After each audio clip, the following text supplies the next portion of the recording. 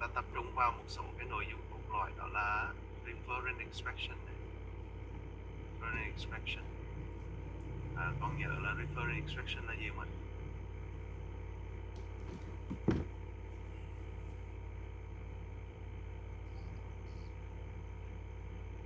Do you remember? Can you give me an example of reference extraction?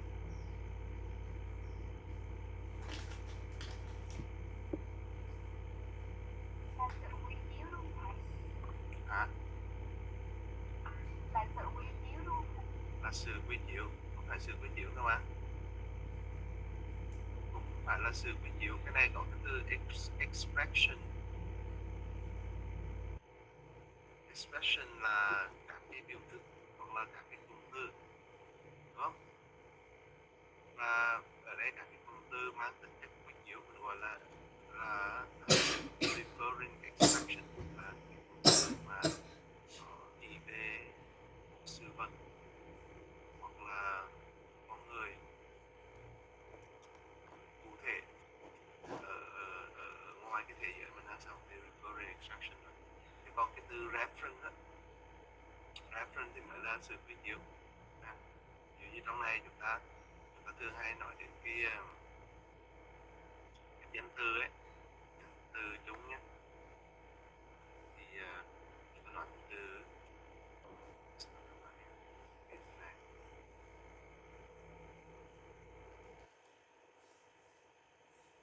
là reference. Chúng ta thấy cái màn hình thầy share ở Word thì cái từ reference này là sự quy chiếu danh từ này, sự quy chiếu. Còn nếu như chúng ta dùng cái từ referring extraction,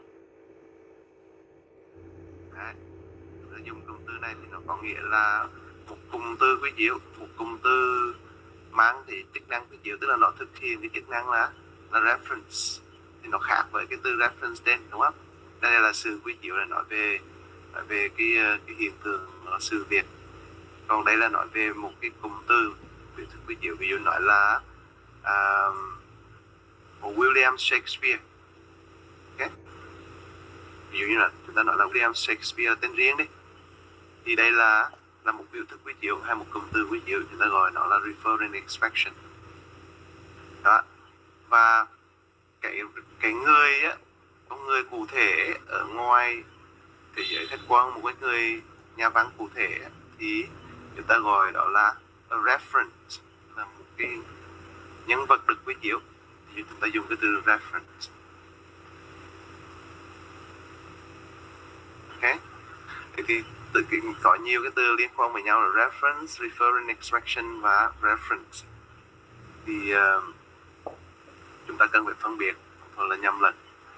Đấy, thì trong các cái referring extraction này á, là có những cụm từ nó không thể dùng chức năng quy chiếu được, thì nó không phải là biểu thức quy chiếu. Đấy, chúng ta gọi nó là non-referring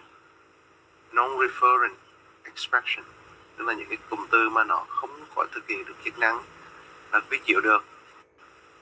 Chẳng hạn ví dụ như chúng ta nói về một số cái khái niệm trừu tượng, chẳng hạn như lớp, chẳng hạn những danh từ ấy, thì nó cũng không phải là thực hiện chức năng quy chiếu, nó không quy chiếu về một sự vật, sự việc, một hiện tượng, một con người, một sự vật cụ thể, right? So it's not a referring expression. We call that non-referring expression. Or you can say verb. Okay, the verb is not a referring expression. Love as a verb, or some word like can or but, những cái từ mà chúng ta gọi là function words, những cái từ thực hiện chức năng ngữ pháp, nó cũng có thực hiện chức năng quy chiếu. Thì thường là referring extraction là nó thường là các cái noun phrase, đúng không? Là các cái cụm danh từ, là chữ noun phrases. Và trong đó là tiêu biểu là thường là các cái noun phrase sử dụng tên riêng, proper noun. Okay. Đúng không?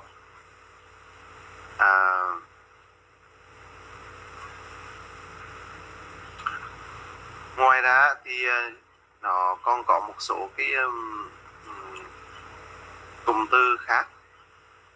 Để thầy ghi vào đây cho nó tiền chúng ta nhìn dễ theo dõi. Okay.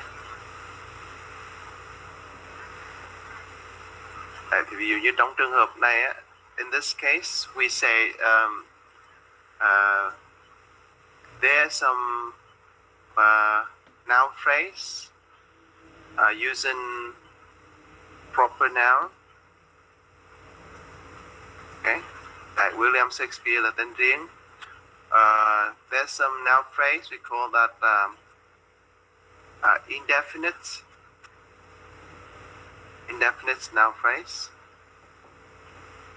Ví dụ chúng ta nói là yesterday I saw a dog right in front of my house. Ví dụ như vậy, yesterday I saw a dog in front of my house. Thì a dog này là một indefinite noun phrase và nó cũng có chức năng quy chiếu đến một cái con vật cụ thể. Cái ngang qua thấy một con chó này. So there's a dog in your mind and in the speaker's mind, right? Or we can also use definite noun phrase. Okay. Definite noun phrase. When we say this man, okay, is very famous. For example, we have a sentence like this man is very famous. Thì cụm từ this man là một cái definite noun phrase, nó được bắt đầu bởi một cái definite article, just like this man, or that, or the, or these, or those. Okay, cái này cũng là một cụm từ quy chiếu, một loại definite noun phrase, right? Tất nhiên là cũng có những cái loại biểu thức quy chiếu mà chúng ta thường hay gặp gọi là personal pronoun. Okay. Personal pronoun tức là những cái đại từ nhân xưng khác thì cũng là chức năng quy chiếu. Thì cái này là dễ, chúng ta biết là he, she, it, we, they, there. Thì tất cả đều mang chức năng là referring expressions. Okay. Bây giờ trở lại với chúng ta trong cái bài này. Quan trọng nhất là chúng ta nắm được cái khái niệm là referring expression là gì. Rồi khi nào thì indefinite noun phrase được sử dụng như là referring expression, khi nào thì definite noun phrase được sử dụng như là referring expression. Ngoài ra chúng ta có cái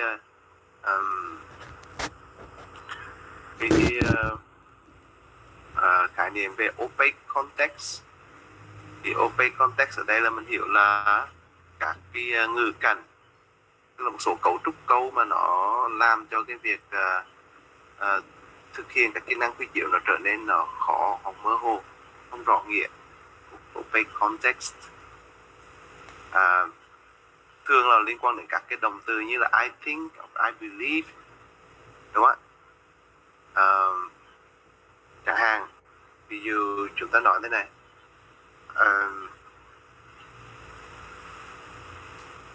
I think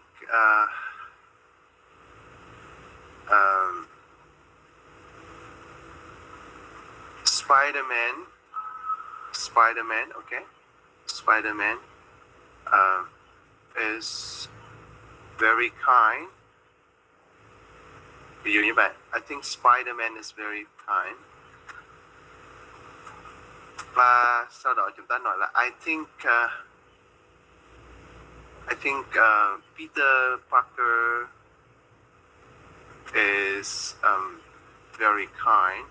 Nếu như các bạn xem Spider-Man rồi thì chúng ta biết Spider-Man và Peter Parker là một. Tuy nhiên là trong trường hợp mà chúng ta không biết Spider-Man và Peter Parker là một con người thì ở đây chúng ta có thể hiểu là hai câu này là hai câu khác biệt, đúng không chị?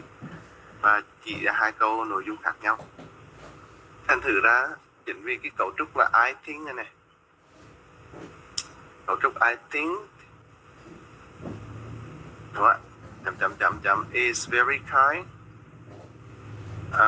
là một cái cấu trúc mà làm cho cái từ cái việc quy chiếu ở đây nó không có rõ ràng, nó tùy thuộc vào cái kiến thức hoặc là cái hiểu biết cụ thể của speaker. Cho nên chúng ta gọi cái này, trường hợp này là một cái ngữ cảnh nó rất là opaque, là nó từ này nó có nghĩa là nó rất là mơ hồ, không có rõ ràng. Thì cái khái niệm opaque context là như vậy các bạn. Xong đó rồi chúng ta còn có cái khái niệm khác quan trọng là equative sentence. Equative sentence là những cái từ mà những cái câu mà nó mang cái tính chất là định nghĩa khái niệm và đưa ra hai cái cụm từ quy chiếu mà nó có liên quan hoặc tương đương với nhau. Đấy, equative sentence. Ví dụ như là nếu chúng ta nói là for example, Huế is the most romantic city in the central of Vietnam, ví dụ như vậy ha. The central Vietnam. Ok, thì Huế là một cùng chúng ta gọi là một biểu thức quy chiếu, referring expression số 1, và the most romantic city in the central Vietnam thì là referring expression, cũng là một biểu thức quy chiếu số 2. Và hai cái này nó là hai cái thực thể tương đương với nhau, thì chúng ta gọi cái loại câu như thế này là equative sentence, tức là câu mà có giữa hai biểu thức quy chiếu mà có thể hoán đổi cho nhau, là cùng chỉ về một sự vật, một cái reference, okay, trong thế giới thực quan của mình. Thì đó chúng ta gọi là equative sentence. Thì trên cơ sở một số cái khái niệm cơ bản như vậy thầy sẽ không ôn lại hết, nhưng mà đó là một số cái khái niệm quan trọng chúng ta cần phải nắm. Chúng ta giải quyết cái bài tập này hôm trước có nói rồi, bây giờ nói lại một chút để các bạn nắm lại một chút ha. Ví dụ người ta hỏi là trong số những cái cụm từ này mà người ta cho ở đây thì cụm từ nào là biểu thức quy chiếu, và vì sao? Thì ví dụ như my table là có phải là biểu thức quy chiếu không ạ? Is my table a referring expression? Yes or no? Yes. Yes. A unicorn, is that a referring expression? Yes. It depends. It depends. Why it depends? Because sometimes when you talk about the unicorn that you have, maybe when you go to a store of toy and then you wanna find a unicorn, maybe you have a unicorn and your mother asks you that where is a unicorn? Maybe is it yes? But sometimes when you go to a store to buy a toy that in shape of the unicorn, and then you said that and when the seller asks you that what do you want to buy, and then you say that a unicorn, is it no? Okay, Pavi, is that you? Yes. Thank you for your explanation. Yes. Do you understand what Pavi said, everybody? You agree?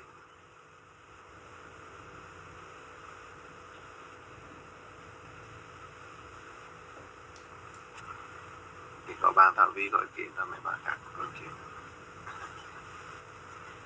Gọi kiện gì các bạn? A unicorn này thì thực ra như bạn Thảo Vi nói, it depends. It could be a referring expression, but sometimes it is not. Ví dụ, for example, when I said something like this, like I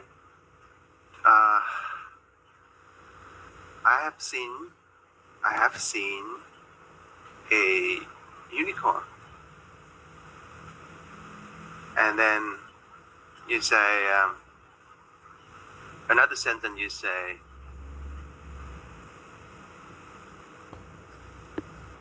I doubt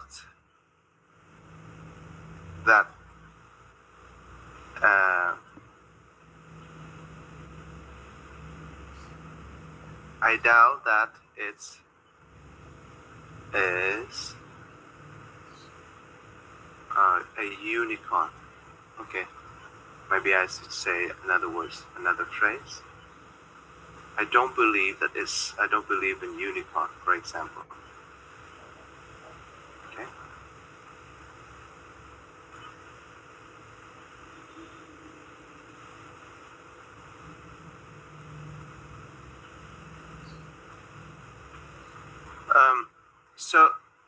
So the problem is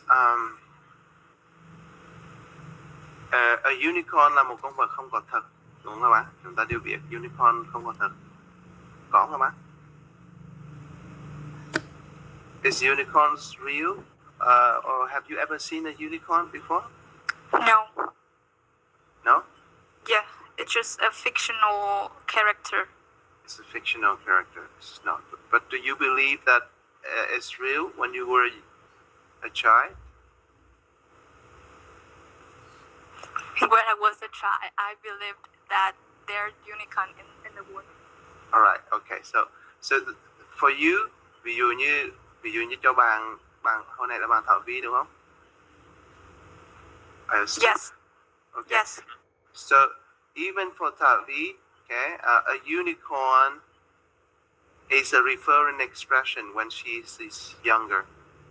But when she's older, okay, so when she's a child, it's a referring expression. But when she's a teenager or an adult, so she is not a referring expression anymore. Okay. Okay. Trong cái trường hợp câu thứ nhất, nếu chúng ta nói I have seen a unicorn một cách chắc chắn thì cái đó là một referring expression. Đấy. Bởi vì cái người này là tin là có unicorn và hôm qua đi trên đường về tự nhiên gặp một con unicorn. I've seen a unicorn. Hoặc thậm chí là I have dreamt about a unicorn. Okay. Còn cái người này thì không tin. Cái này là I don't believe that this is unicorn. Thì nó không phải là referring expression anymore. Okay? So unicorn là trường hợp khá gây tranh cãi. Could be, so it depends. Nó tùy vào cái cách sử dụng của người nói. Đúng không? Nếu mà người nói không tin thì nó không phải là referring expression. Còn người nói tin thì là cái này nó tương tự giống như ghost. Ví dụ các bạn nói là đêm qua em nằm mơ thấy một con ma. Okay? I dreamt about a ghost yesterday, for example.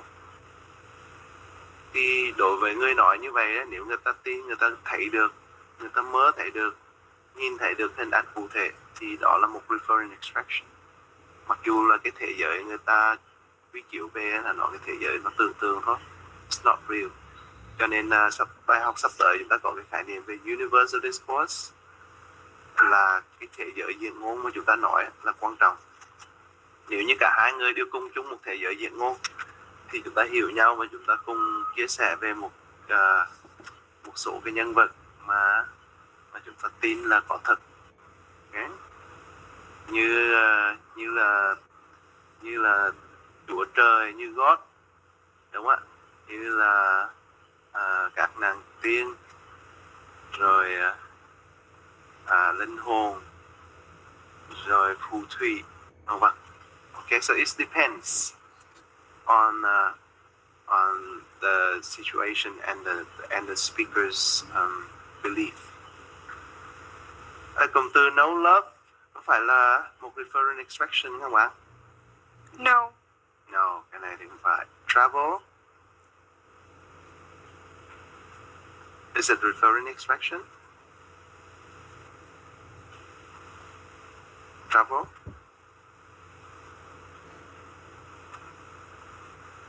Travel thì làm gì có cái chịu các bạn? Travel cho dù nó là danh từ hay động từ đều không phải là quy chiếu. Okay? Travel. It's not referring. Or Of course, no. of course, marry. Yes. Yes. Okay, marry. Yes. A book. It depends. Depends. Cho một ví dụ mà a book được sử dụng như một referring expression. For example, you have a book but you lost it, and your friend asks you that what are you looking for, and you say that I looking for a book. Is yes. Okay.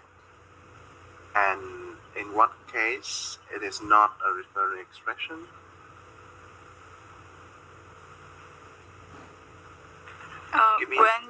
When your friend asks you that what you want in your birthday, and then you said that you want a book, and it's no. Okay, perfect. Thank you. V again? Yes. Why always you? I know. So where are the people? I want to hear some other voices as well. Just try to be as active as V. I think you will make the class more interesting. Anyway, thank you, V.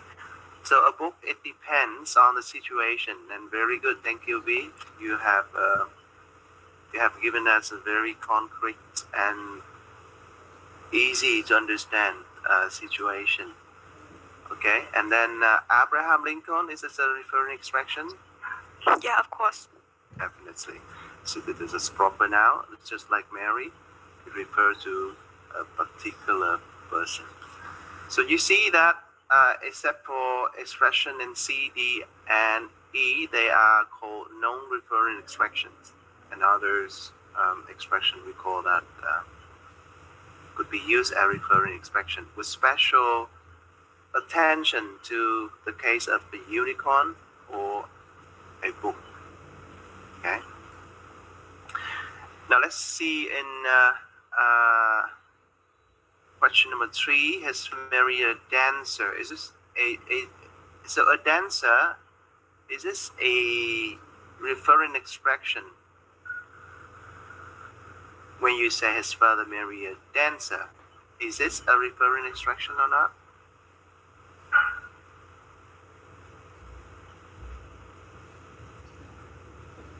Yes, no? Yes. Yes. Yes. Why? I mean that because it is in the past tense, so we have or know that who is this person.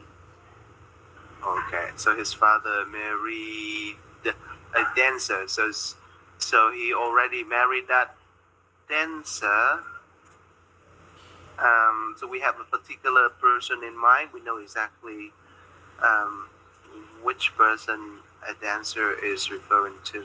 Okay, so that is a referring expression. Thank you. Number 4, John wants to marry a dancer. Is it dancer a referring expression? It depends. It also depends. Also depends. Can you explain why it depends? Why? For example, when John goes in love with a dancer, and then when he go home, and then he talk with his family that he wanna marry with a dancer. Is yes, but sometimes when people just talk about the future, and then ask John that who that John wanna marry with, and then he said that he wanna marry with a dancer. Is no. Okay, thank you. Is that you again, V? Yes, Okay. me. So yes, that's right. So when you say John, when you talk about a particular John and this guy already in the process of dating a particular person, and this lady or this girl happens to be a dancer, and when John go back home and say, I want John, so you say John wants to get married to a dancer. So there is particular image of a dancer in the speaker's mind. But if you say John wants to marry a dancer, and when the dancer here means someone with a particular profession or occupation, this John, he doesn't want to marry a teacher because the teacher is too busy teaching online. He doesn't want to get married to a businesswoman because the businesswoman is very busy too. He wants to get married to a dancer because he thinks a dancer has a beautiful body, or he likes dancing a lot. Anyway, when we talk about a dancer as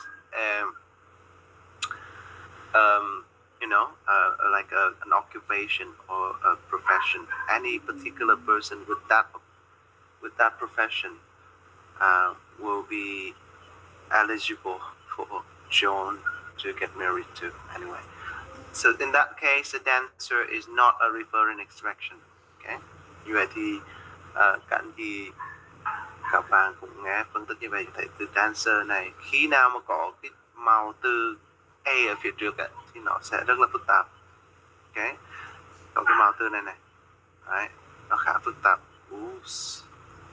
Anyway, so để cho nó rõ nghĩa hơn, nếu chúng ta nói là John wants to marry a certain dancer, thêm chữ certain vào thì nó sẽ rất là rõ, tức là John muốn cưới một người một vũ công nào đó. Thì lúc đó thì chúng ta rõ là cái dancer lúc đó nó rõ ràng là nó không phải là một referring extraction. Câu số 5, the whale is the largest mammal. Is the whale a referring extraction? No. I think yes. Why do you think it's yes? I mean that this is a noun for a group, and then we all know that the whale is the longest mammal. I know mammal. Mammal. Yeah. So you think it's a yes, a referring expression? Yes. So who said that it's not a referring expression? Can you explain? Because I think it's say about the whale and it's not particular whale. Therefore, I think it's not reference expression. Okay, thank you. Can you tell me your name, please? Ly. Lynn? Lưu Luli, okay, Luli. Thank you, Luli. This is not a referring expression in this case, okay? Because this is what we call a generic sentence. Cái trường hợp này, hôm trước thầy có nói, cái trường hợp này chúng ta gọi nó là generic sentence. Generic sentence, sentence is referring to a group or like an extension, okay? So there's different individuals, okay? Individual. So it's not referring to a particular person or individual or things, but it's referring to a group or an extension of individuals, a collection of individuals. So in this case, the whales, it's not referring to a particular whale, but it's talking about whale in general. Okay, there's another way to talk about generic sentences. You can either use the plus singular noun, okay, like in this case the mammal, or you can say this whales with s like this is a plural countable noun, okay, plural countable noun. It's also used in a generic sentence. Chúng ta có hai cái cách để nói về một cái loài chung. Một là chúng ta dùng màu từ và danh từ không đếm được, okay. Hai là chúng ta sử dụng danh từ số nhiều và danh từ đếm được. Trong trường hợp này, the whale is the largest mammal, nó không phải là chỉ về một con cả voi nào cụ thể, nó chỉ là danh từ chỉ chung. Okay, this is not a referring expression. Number 6, the man who shot Kennedy was Lee Harvey Oswald. So the phrase "the man who shot Kennedy," is it a referring expression or not?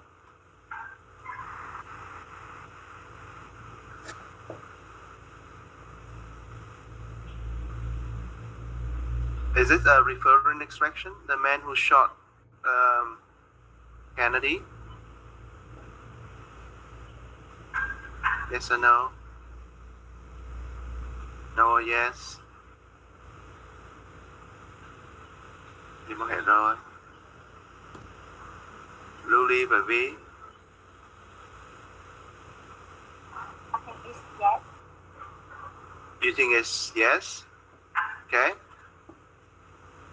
Anyone? with different idea. Cái cụm từ này thì nó tương đối rõ. Cái này là chỉ về một người cụ thể. It speaks out an individual, a unique individual. So this is a referring expression. I'm looking for a pencil. Why is this sentence ambiguous? Ambiguous. Why?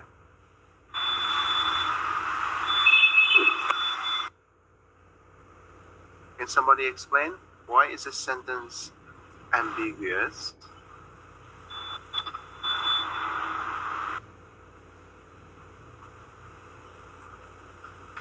Go on.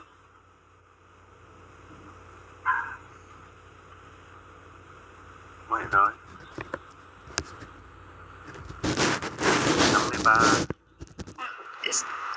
Yes, me again. Yes, please. Yeah. It's, I think it should be the monitor of this class. No. Okay, I mean that is this sentence is like what I say before. This a pencil. For example, when you drop a pencil somewhere and then you looking for it, is it a referent expression? But when you go to a store and then you tell that you say that you want to looking for a pencil, is it the pencil that you are not know before?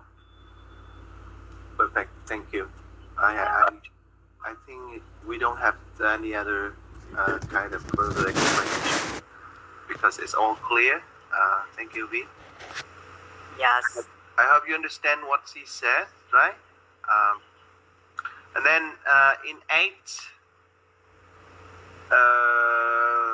Dan believes that blah blah blah sign the view is an opaque context. Opaque context. I should explain to you what an opaque context is.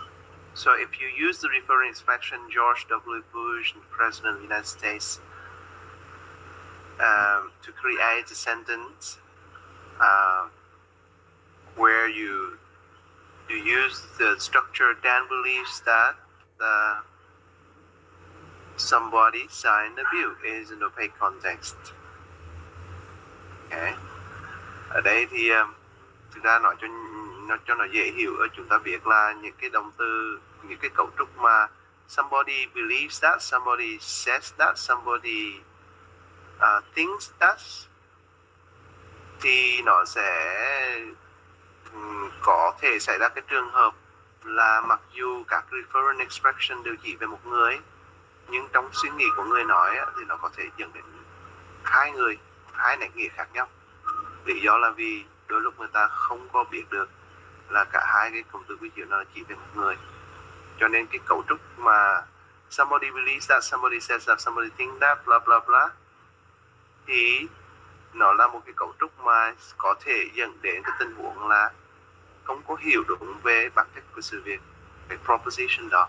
Lý do là về cái hiểu biết, cái background của người đó về referent expression là nó không có đúng, hoặc là không có giống như là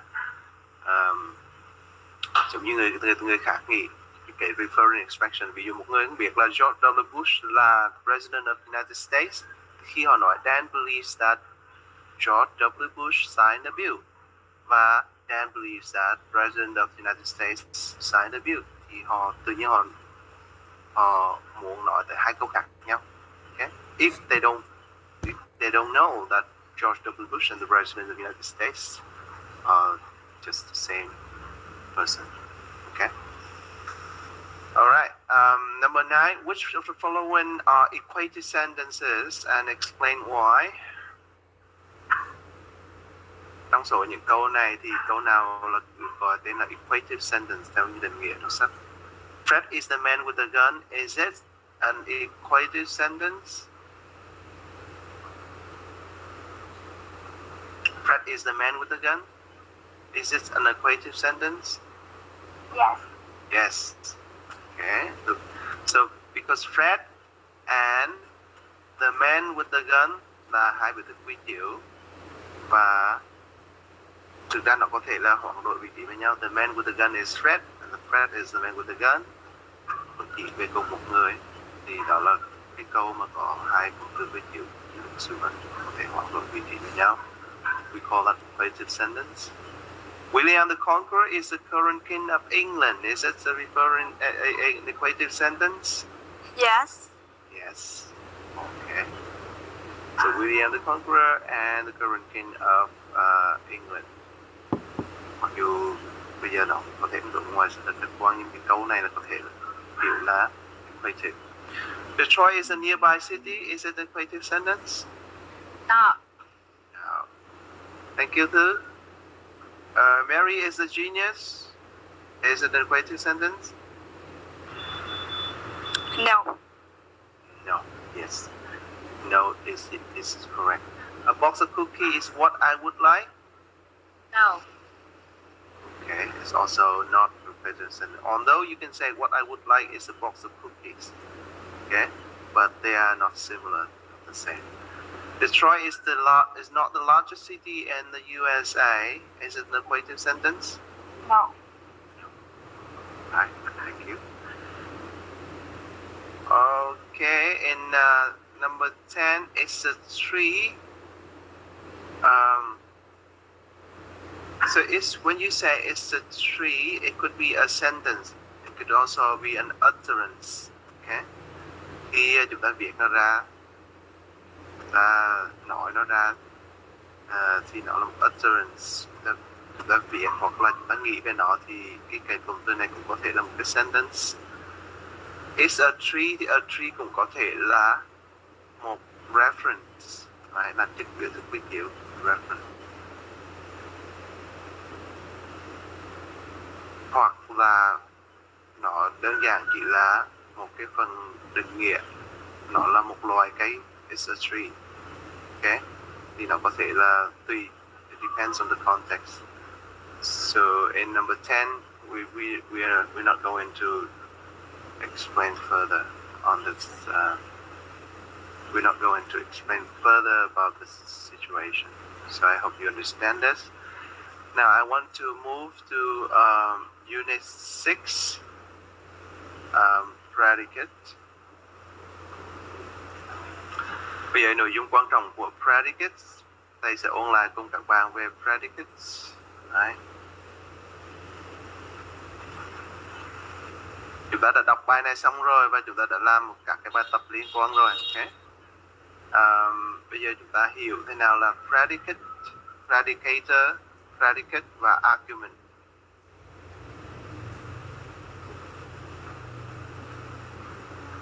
Thế thì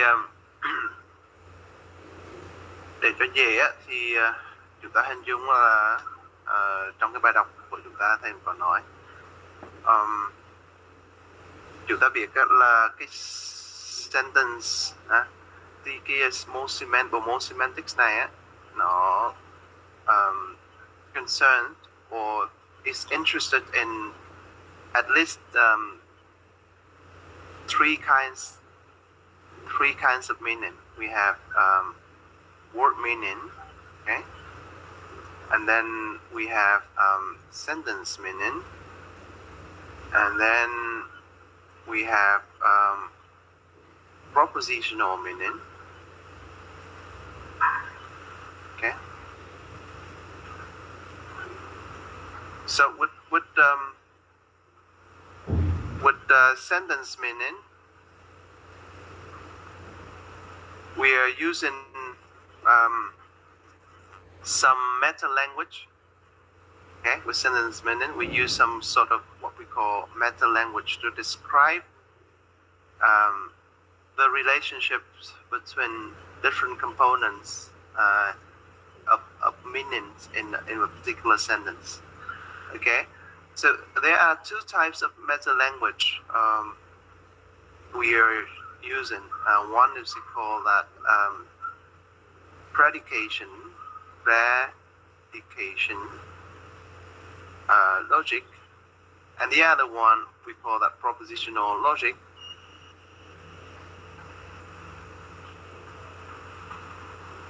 Okay. To describe this, these are what we call meta languages to describe the meaning of a particular sentence. Okay. We use meta language. So with predication logic, we use two semantic rows or semantic function to analyze the meaning of a particular sentence. The first one is we call that argument, and the other one we call that predicator. Okay, proposition logic, we'll talk about that later, but if you read unit 20, I think unit in your book, in unit 12, unit 19, they're all talking about the propositional logic of sentence meaning. So here we are talking about predication logic, and that's why we have the concept of argument and predicator involved here. Thực ra nếu như các bạn đọc trong sách thì có thể không có hình dung được vì sao tự nhiên người ta giới thiệu cái khái niệm gọi là predicator và argument cho nó mệt. Nhưng chúng ta hình dung được là vì cái bộ môn semantics này nó quan tâm tới cái nghĩa của cấu. Và nghĩa của cấu thì thường người ta sử dụng một cái loại người ta gọi là meta language, tức cái sử dụng một loại siêu ngôn ngữ. Mình gọi meta language là siêu ngôn ngữ, hay nói nôm na là ngôn ngữ để mô tả về ngôn ngữ. Ngôn ngữ để sử dụng để mô tả về ngôn ngữ thì gọi là siêu ngôn ngữ. So we talk about a meta language that is used to describe the sentence meaning. Thì một trong những cái cách diễn đạt hoặc là cái khung để diễn đạt phân tích về cái nghĩa của câu chúng ta gọi đó là predication logic, và sử dụng hai cái chức năng về ngữ nghĩa là argument và predicator để phân tích nghĩa của một câu, thường là câu đơn là declarative sentence. Chẳng hạn ví dụ chúng ta nói là Fred is a student. Fred is a student. Thì trong câu này có bao nhiêu biểu thức quy chiếu bạn? How many referring expressions in the sentence?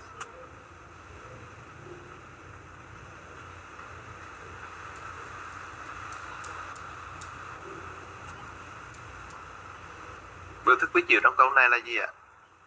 Dạ là Fred và a student. Fred và a student. A student có phải là biểu thức quy chiếu không ạ?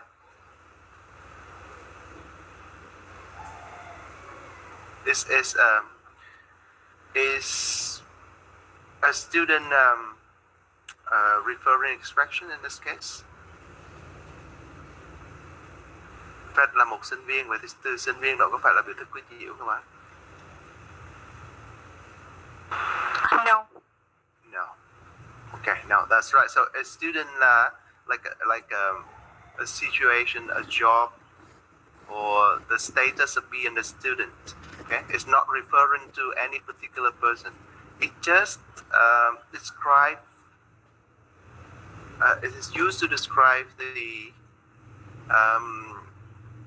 situation or the occupation or the working status of a person called Fred. Trong này chúng ta chỉ có Fred là một referring expression thôi. Okay, cái này là referring expression.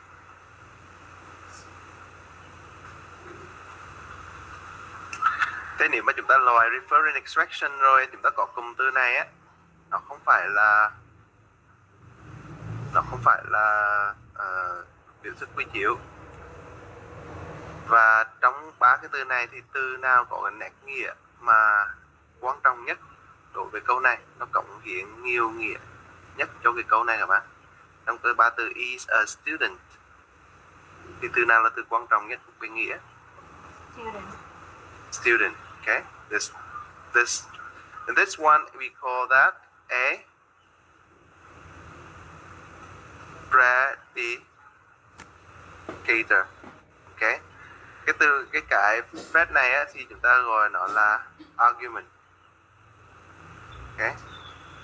Và student này là chúng ta gọi là predicator, là những cái thành tố mà không phải là những biểu thức quy chiếu nhưng mà đóng vai trò quan trọng nhất về nghĩa trong một câu sau khi chúng ta bỏ cái biểu thức quy chiếu đi.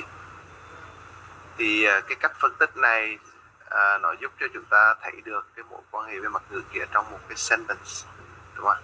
Sentence meaning, sử dụng cái ngôn ngữ diễn đạt là predication logic. Có nhiều cách để diễn đạt, trong đó có thể sử dụng cái logic của proposition. Cái này chúng ta không học.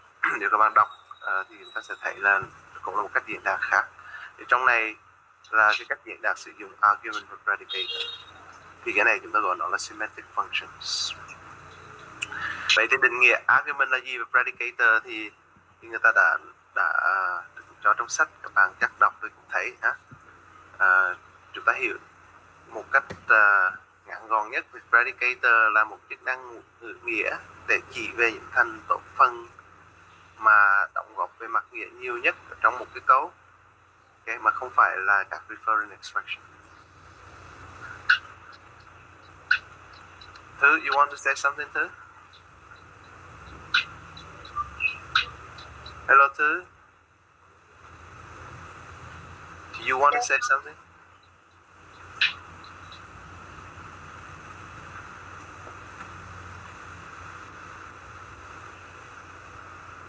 Do you want to say something, Thư? No. Okay, good. So we all know the predicator, okay? Rồi còn vậy thì predicate là gì? Thì predicate là những cái cụm từ nó có thể đóng vai trò của predicator. Okay? So for example, when you say something like this, so you imagine this one is the argument. Như vậy chúng ta có cái khái niệm argument và predicator trong một cái câu, đúng không ạ? Thì argument thì thường là do các cái biểu thức quy chiếu gọi là referring expressions, là do nó được hiện thực hóa bởi các cái biểu thức quy chiếu. Còn predicator thì nó được hiện thực hóa bởi cái chúng ta gọi là predicate, tức là những cụm từ có thể có tiềm năng đóng vai trò predicator. Thì nó có những cái cặp khái niệm nó đi kèm với nhau như vậy để chúng ta diễn đạt cho nó dễ hiểu. Okay? So we have predicator thì nó khác với predicate ở chỗ đó. Predicate là chỉ về những cụm từ cụ thể có thể đóng chức năng của predicator. Okay? So you have to bear in mind that and try to distinguish the different concepts. Tất nhiên là cũng có một cái số bạn nhầm lẫn cái khái niệm predicate này trong cái môn học gọi là grammar. Trong grammar thì chúng ta có thể phân tích một cái câu thành phần gọi là subject và predicate. Đúng không? Nếu các bạn đang học grammar bây giờ thì nó cũng có cách phân tích, về cái này nó khác. Subject là yếu tố đóng vai trò chủ ngữ, còn tất cả những cái còn lại là predicate. Thì nó lại khác với cái cách mà chúng ta dùng cái từ predicate ở trong ngôn ngữ nghĩa học. So we should not get confused with all this kind of use of this word predicate. Ngoài ra còn có cái từ là degree of predicate, là các cấp độ của predicate. For example, you have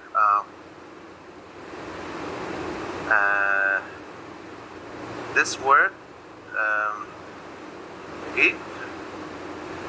So in this word you say, if you use this word, you say somebody is giving somebody else something. So with give we need at least you can have 3 arguments involved in the word give. If you say Mr. A gives Mr. B something, okay? So with the verb give, we call that a 3-place predicate, tức là một cái từ động từ có thể đóng chức năng là predicator và có thể liên quan đến 3 arguments. Cho nên chúng ta gọi các cái từ give này là một predicate mà có cấp độ 3, gọi là 3-place predicate. Thì nếu như chúng ta đọc thì chúng ta sẽ thấy là cái degree of predicate này là gì. Okay. Bây giờ các bài tập số 2 người ta yêu cầu các bạn là indicate the argument and predicator in each sentence. John is a linguist. Thì cái nào là argument các bạn? Theo cách định nghĩa như John là argument. Và predicate là gì ạ? That's what predicator là. Cái nào là predicator là gì ạ? Linguist. Okay. Linguist là predicator. Okay. Rồi câu số 2, John loves Mary. Thì argument là gì ạ? John, yes, và Mary, yes.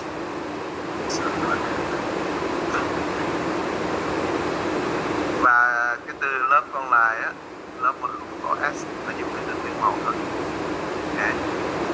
Thì gọi nó là predicator. Okay. Predicator. Mary loves John, tương tự như vậy. Cái argument là Mary và John. Còn cái predicator là từ love mà nguyên gốc của nó không có s. Trong câu John gave Mary a ring thì predicator là cái gì ạ? Cái nào là predicator trong câu này? Predicator là gì?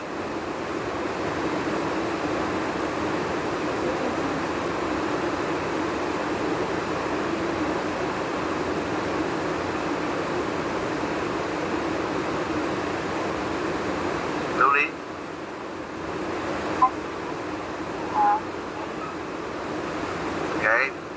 Ghế nhưng mà là cái từ nguyên mẫu á, từ gốc á. Give. Okay. Như vậy là chúng ta phải thấy là trong này là từ give phải là predicator. Okay, so you say okay, Alice. Trong này thì từ gáy, mặc dù từ gáy nhưng chúng ta dùng cái từ nguyên mẫu give của từ gáy là predicator. Còn lại John và Mary là argument. Okay. John, Mary, a ring, và cái này là argument. Okay. Cái này là từ if nhé, phải là game từ if là predicator. Trong cái câu này, Chicago is between Los Angeles and New York thì chúng ta có những referring expression có argument là gì ạ?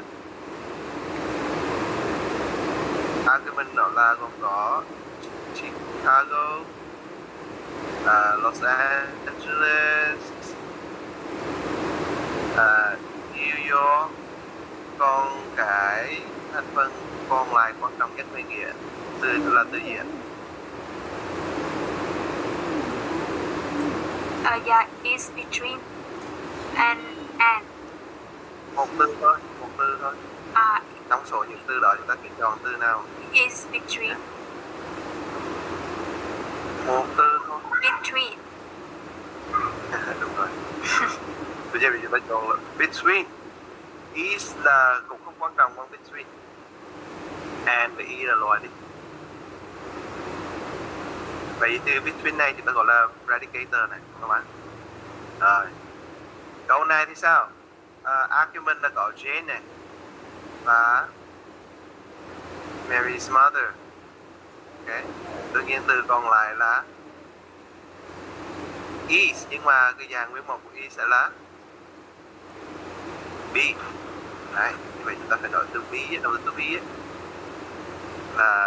là cái predicator của câu này. Be. Rồi argument của câu này là John và the dean và the college. Cái này là argument. Còn lại từ is và up thì cái từ quan trọng là is, tức là be đấy. Đấy. Mà be trong mối quan hệ giữa các cái câu của các cái từ khác là quan trọng nhất về nghĩa. Câu này thì John là argument, the bank là argument, còn lại hai từ stood và near thì từ nào là từ quan trọng hơn các bạn? Yes, stood ạ. Stood và nguyên mẫu của nó là Stand. stand. Đấy, chúng ta nói là stand ở đây thành ghi ra rồi được, thì các bạn tự hiểu đây là từ stand là cái predicator của câu này. Trong này cái câu này nó có cái mơ hồ ambiguity ở chỗ the band nó có nhiều nghĩa đúng không ạ? Có hai nghĩa. Rồi Ed is a fool thì chỉ có một argument thôi, đó là Ed. Còn từ còn lại predicator chính là từ fool. Ok.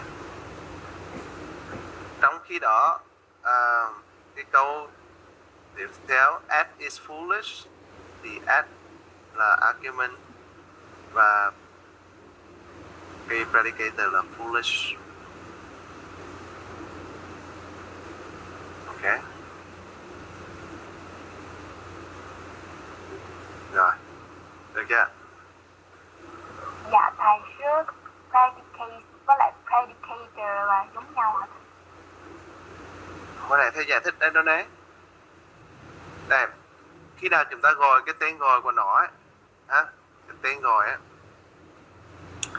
tức là nếu chúng ta nói về cái vai trò chức năng ngữ nghĩa, chúng ta gọi là semantic function này thì chúng ta có hai chức năng gọi là argument và predicator. Còn nếu chúng ta nói về phân loại á là những cái cụm từ mà có thể đóng được các chức năng ngữ nghĩa này á, thì chúng ta có referring expression và predicate. Vậy thì cái cụm từ referring expression này á, là một cái cụm từ để chỉ về những cái biểu thức mà có thể đóng vai trò ngữ nghĩa là argument. Ok. Còn predicate là chỉ về một cái từ để chỉ về những cái nhóm từ mà có thể đóng chức năng ngữ nghĩa là predicator. Đúng không ạ? Nó khác nhau đấy các bạn. Giống như từ là ví dụ đây là hiệu trưởng này. Rồi đây là trưởng phòng này. Thì người có thể đóng lên chức danh của hiệu trưởng hoặc là chủ tịch nước hay là tổng thống mà về thì có thể là mình đấy gọi là các cái đại biểu đó, tạm gọi từ đại biểu của tỉnh A, tỉnh B, tỉnh C này có thể đóng cái này. Còn người mà có thể lên được cái chức là gì đấy, ví dụ trưởng phòng đi đấy, thì người là phải có chức năng là tiến sĩ hay là thạc sĩ cho bé thì mới lên làm được cái chức này. Mình hiểu như vậy cho nó dễ các bạn. Cái này là tên gọi về cái chức, còn cái này là ta phân loại ra các cái thành tố mà có thể đóng vai trò các cái chức đó thôi.